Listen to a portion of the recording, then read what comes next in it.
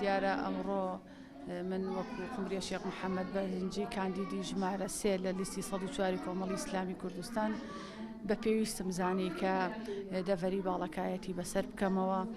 و سەردانی بەڕاستی شاری سۆرانی خۆشەویستم کرد لە نزیکەوە لەگەڵ ئەنجومەنی سۆرانی خوشکانی کۆمەڵی ئیسلامی کۆبوومەوە و گوێم لە ڕاو سەرنج و پێشنیارەکانیان گرت بۆ سەرخستنی لیستی کۆمەڵی ئیسلامی کوردستان پاشان سەرخستنی کاندیدەی خۆیان کاندیدەکانی خۆیان بۆ ئەوەی بتوانن لە خزمەتی ئەوان و پرۆسەی ئیسلامی و کاروانی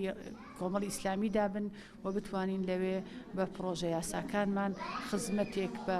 سەرجەم چین و توێژەکان و سەرجەم هاوڵاتیانی هەرێمی کوردستان و بە تایبەت بە خوشکانی خۆمان و ئافرەتان بکەین و بە پێویستی ئەزانین ئەم کارەکە ئیکەین زیاتر بۆ سەرخستنی لیستی کۆمەڵی ئیسلامی کوردستانە و لە نزیکەوە ڕاوێژکردن و لە نزیکەوە ئاگاداربوون لە ڕەوشی خوشکانی خۆمان لە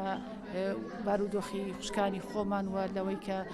ڕاو سەرنج و پێشنیار و داواکاریان چییە و چی پێشنیارەکەن بۆ ئێمە بۆ ئەوی بتوانین بانگەشەیەکی سەرکەوتوو بەڕێوە ببین و بتوانین هەموو پێکەوە لیستی کۆمەڵی ئیسلامی سەرخەین چونکە لیستی کۆمەڵی ئیسلامی لیستێکە دژایەتی ستەم دژایەتی گەندەڵی و کار دەکات بۆ خزمەتی سەرجەم هاوڵاتیان و سەرجەم هەژاران و سەرجەم نەداران و بە تایبەت ئەوێت خزمەتێکی باش بکات بە ئافرەتان چونکە ئەزانین بە ناوی جیاجیاوە ئەمڕۆ ئافرەتان بە هەموو شێوەیەک ستەمیان لێکرێت نەحەقیان لێکرێت بە تایبەت لەو بارودۆخە سیاسی و ئابووری و کۆمەڵایەتیایی کە هەیە ژنان پشکێکی زۆریان بەرەکەوێت کە نەحەقیان بەرامبەر دەکرێت و حەق و مافەکانیان نەخرێت بۆیە ئەمڕۆ ئەبێت ئێمە خیتابمان بۆ خوشکان و ئافرەتان ئەوەیە کە پێویستە لەم هەڵبژاردنانەیە بە تایبەت لە 12 بتوانن هێزێکی باش بن بۆ گۆڕانکاری لە هەرێمی کوردستان و